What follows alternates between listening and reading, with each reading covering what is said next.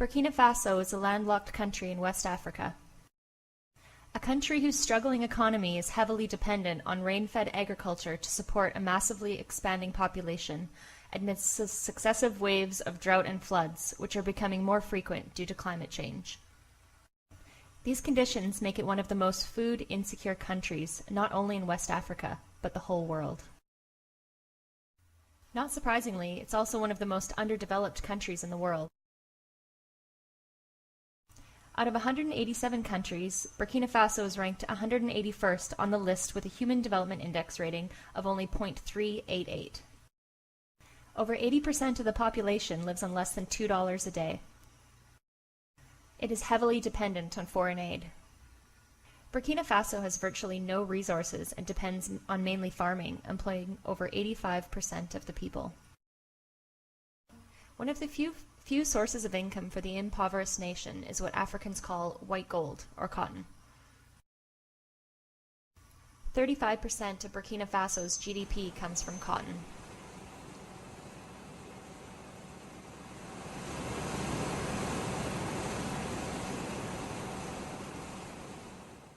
And 1/5 of the population earns a living from cotton.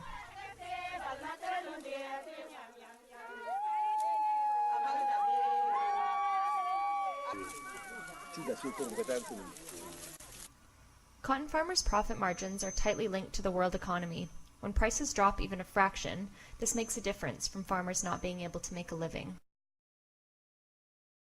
Most of the farmers can't afford seeds or other products, so they get supplies on commission. Farmers that do have money for seeds at the start of the season make deals with wholesalers to guarantee the sale of their cotton. Farmers end up receiving only around 60% of the world market price for their cotton. The price they receive for cotton is already artificially low because of U.S. government subsidies, which allow for U.S. cotton to compete with African cotton growers, such as Burkina Faso. Average cost with subsidies in the U.S. is about 68 cents a pound, while in Africa it's merely half that. About 3/4 of the U.S. crop is dumped on the world market, often priced below the cost of production. This further pushes the price of cotton down, which hurts Africa farmers greatly, especially in Burkina Faso.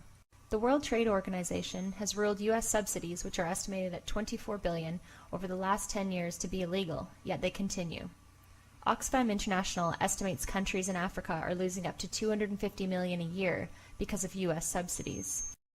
As a result of these subsidies, farmers in Burkina Faso are forced to use child labor to be able to compete with world prices. Burkina Faso is one of the worst places for child labor in the world. This is Clarice. She's 13 years old and works as a child laborer.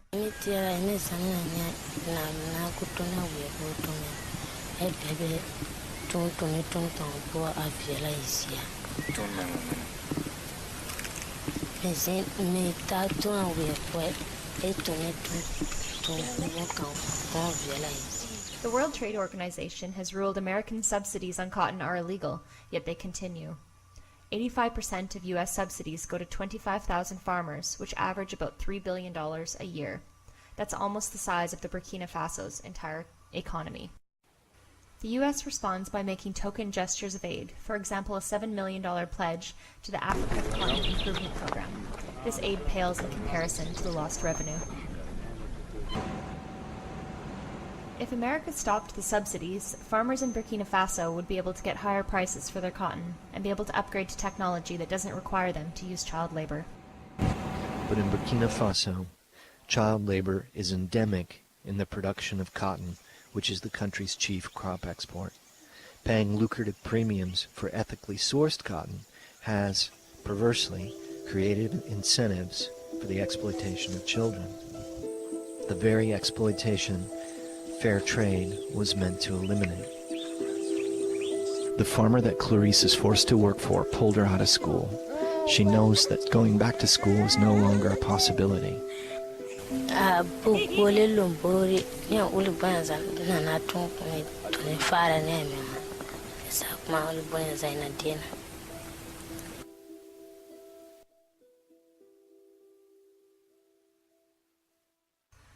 So how do we get from here, the raw cotton, to here, the finished t-shirt fabric? It happens in factories the size of football fields that cost $35 million to build. The first step is to spin the cotton into yarn. There's 6 miles of yarn in a single t-shirt. And yarn, it turns out, is very complicated stuff, which requires years of development to get it just right. In fact, the specs for yarn are a trade secret, what's known as the secret sauce. Spinning yarn and weaving fabric is mostly about the machines, so let's let them tell the story. Our cotton leaves the United States and goes around the world to Colombia, Indonesia, and Bangladesh, where it goes from plant to fabric, with barely a human being involved. Just lots and lots of cool machines, which we set to music. Our cotton first went to spinning factories like this one. Raw cotton is sucked up, laid down in big sheets, straightened, pulled into long feathery ropes like an infinite ponytail, stretched, twisted, and with a final twist, it becomes yarn. It's then sent on big spools to the next step, the circular knitting machine, where our yarn is turned into fabric. It's washed, dyed, and voila, the fabric for our shirts. Bangladesh is the second largest clothing exporter in the world next to China. Bangladesh is in what's known as the t-shirt phase of its manufacturing economy. Today, it exports close to $19 billion in ready-made garments, including t-shirts, which accounts for 12% of its GDP. Many countries such as Japan, Korea, Taiwan, and China all started with manufacturing low-skill t-shirts and other ready-made garments before progressing to higher-skilled manufacturing. South Korea started making t-shirts and today manufactures jet engines. Bangladesh would like to follow Korea's example, but appears to be stuck in the t-shirt phase. Bangladesh's economy isn't diversified like China's or Korea's, and 77% of its exports are clothes, cheap clothes. And who buys those cheap clothes? Of the $19 billion exported in 2012, 60% went to the EU and 24% went to the US. A mere 4.5% went to Canada. The ready-made garment industry in Bangladesh employs 4 million workers, 90% of whom are women. And these women work for the lowest minimum wage of any of the top apparel exporting countries in the world. Yet despite these low wages, Bangladesh has managed to reduce the percentage of its population who live below the poverty line from 60% to 30%. Here is the good news story. The headline reads, "Despite low pay, poor working conditions, garment factories empower millions of Bangladeshi women." The ready-made garment industry is opening new doors for female workers and allows younger women to avoid forced marriages. 19-year-old Mukta makes $20 a day and works for at least 8 hours, 6 days a week. She sends half her salary to her family in the countryside and has been able to avoid an early marriage and having children. Khadija is a single parent who worked full-time in the garment industry for 15 years. She's been able to provide her daughter's university tuition and tutoring. She has paved the road for women in her family to move from rural housewife to blue-collar worker to college graduate in 3 generations. Let's tell the story of Parul Begum, who started working at the A+ clothing factory in Dhaka, Bangladesh at age 14, 6 days a week. She is now one of almost 2,000 workers employed at the factory and makes $63 a month, or 4,871 Bangladeshi taka. Parul and her friends consider themselves to be lucky to be working at A+. It's considered a top factory, where workers earn overtime and are allowed to take annual vacation and maternity leave. আমার নাম পারুল বেগম আর আমি বর্তমানে গার্মেন্টসে চাকরি করি। Parul Begum wakes up at dawn and heads out of her home, a tiny room in a tin shanty on the outskirts of Bangladesh's capital, Dhaka. She cannot afford to be late for work. Parul was 14 and destitute when she came to Dhaka and took a job in a garment factory. Now 39, she is one of 4 million Bangladeshis working in the country's booming clothing sector. For 12 hours a day, she labours in one of the countless factories, supplying garments for big brand names in the West.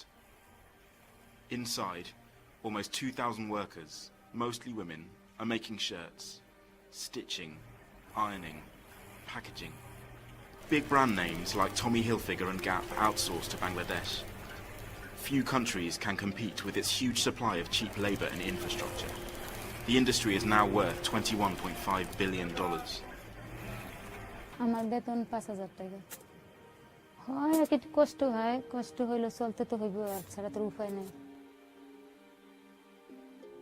ও জায়গায় হ্যাঁ গোরা কোনো খাবার দেয় না আমাদেরকে আমরা এই যে দুপুরে ভাত যে বাসায় যেয়ে খায় আর যে ভাত নিয়ে যায় The darker side of the industry is a heartbreaking one. On April 24th, 2013, Rana Plaza, an 8-story commercial building, collapsed in the greater Dhaka area, the capital of Bangladesh. It crushed and killed 1,129 people and injured over 2,500. The search for the dead continued until May 13th, 2013, with protests and extensive media coverage continuing for months afterwards. It is considered the deadliest garment factory accident in history, as well as the deadliest accidental structural failure in modern human history. Since the collapse that shook the world, corporations who purchase clothing from suppliers in Bangladesh have been more involved in ensuring safety and compliance with minimum standards in these factories. The mass media attention left no stone uncovered and resulted in some improvements in the daily lives for the workers. However, nothing will make up for the lives lost and families crushed. After the garment factories in Bangladesh produce the cheap clothes, they are exported and shipped to retail shops in the EU, US, and Canada. The big question being, what does that $14 t-shirt really cost? According to a 2011 report, a generic $14 polo shirt sold in Canada and made in Bangladesh actually cost a retailer only $5.67. To get prices that low, workers in Bangladesh only receive 12 cents a shirt, 2% of the wholesale cost. It is the lowest wages in the garment industry and about half of what a Chinese worker might make. The owners of factories can earn 58 cents, which is almost 5 times a worker's wage. Agents who help the retailer to find the factories also get a cut, 18 cents per shirt. It also costs about $1 per shirt to cover shipping, insurances and duties, and the material cost, which is 65% of the wholesale price. Finally, the retailers such as H&M and Zara sell the shirt at $14 with a 60% markup. In other words, the retailers sell the shirts at approximately 2.4 times than the cost, even though it includes their store labor, overhead, management, and storage costs. Walmart is another great example. They sell t-shirts at the incredible price of $5.97. How is this price possible? Let's take a look at its supply chain. Walmart is the second largest buyer of garments from Bangladesh, behind H&M. After the largest factory fire in the history of Bangladesh, Walmart refused to pay more to upgrade Bangladesh's factory buildings. And even after the deadly factory collapse in Rana Plaza, Walmart refused to join the large numbers of global companies that signed a legally binding agreement to improve buildings and fire safety in Bangladesh. Walmart aims to cut costs at any price without any consideration of ethical standards or social responsibility. Nowadays, there are 4 international organizations that oversee and certify businesses as fair trade. Fair Trade International is the largest, working on securing better deals for farmers and workers. Businesses must pay workers a living wage and provide safe and healthy working conditions in order to be certified as a fair trade company. Workers also need to have the right to form unions, and they must be allowed to collectively bargain. That means workers at these companies have extra income to feed their family, send their children to school, and get medical care. Women, who often do not have a lot of freedom or choice in developing countries, especially benefit from this. However, there are some debates for fair trade. Are customers willing to pay more for fair trade certified products? If not, the fair trade companies will lose profit and probably switch to other suppliers. Who wants to be certified as a fair trade company? Big companies like H&M, Zara, and Walmart? They already make a lot of profit from the fast fashion and cheap clothes industry, so what's their incentive for change? In North America, used t-shirts and textile clothing is regularly donated to charitable organizations such as the Salvation Army or local thrift store. What most people don't know is that it is common for these organizations to then turn around and sell this clothing to companies who export them internationally for profit. To ensure the profits are not eaten up in running a shop, only the best donations are sold in store. The rest are sold on a multi-billion-dollar worldwide market. We are in a used clothing market here in Arusha, and basically they buy these large bags of used clothes for around $10 US, and when they pay the $10 US, it's kind of a mixed lot of all kinds of things that are sorted out and put into different varieties and sizes and then sold to the people here in Tanzania. Organizations like MatumbaUSA.com and Midwest Textile Company purchase clothes that were donated to nonprofit organizations such as Goodwill Industries. These clothes are then put into a conveyor belt, and workers sort through them before making the bales or packages to be shipped to Africa. Depending on the source and quality, these clothes could be worth between $1,000 and $1,350 per ton in the export market. Clothes are sorted by category into Class A, B, and C. Class A are relatively new, the most popular and worth the most on the resale market. Class B is slightly less quality, and Class C is only suitable for regeneration, textiles, paper, and other raw materials. The clothes are then cleaned, disinfected, and compressed into 45 to 55 kilogram bales and boarded onto an ocean-going freighter to Africa to be sold at market. One container may hold 550 bales of used clothing for a total of 25 tons. A good bale can be very profitable, and a trader can double or triple their investment. However, used clothing traders face a major problem when they purchase a bale full of low-quality clothing. This can mean that they are unable to sell the items for enough to cover the cost of a bale. Used clothing known as Mitumba in Africa was the first imported as a duty-free charity in response to regional conflicts during the 70s and 80s. The trade evolved into a commercialized business sector in the early 90s and is still common today. Mitumba is a Swahili term meaning bundles, used to refer to plastic-wrapped packages of used clothing donated by people in developed countries. The term is also applied to the clothing that arrives in these bundles. One major receiving port for Mitumba is in the Tanzanian city of Dar es Salaam. From there, the clothing is widely dispersed into the interior of Africa. The transportation and sale of Mitumba is responsible for many jobs both in wealthy donor countries and in the African countries where Mitumba is bought and sold. In Kenya alone, research has found more than 5 million jobs created in the second-hand clothing industry. Critics of the Mitumba trade note that the influx of cheap clothing is responsible for the decline of local textile industries. Proponents of Mitumba point out that the clothing is beneficial in that it stimulates the local economy and allows people with limited means to afford fashionable clothing. The practice of purchasing and the subsequent sale of clothes that were originally acquired as donations has received heavy criticism. However, defendants of the practice argue that not-for-profit organizations receive such large quantities of donations that they must indeed sell them in order to fund the several social projects they are involved with. Critics of this trade will tell you that the long-term effect is that Africa can't really establish or protect its own clothing industry if they are importing second-hand goods. They argue that your t-shirt may be quite cheap for someone to buy, but it would be better if the person could buy a locally manufactured t-shirt so the money stays within the economy and helps generate jobs in Africa.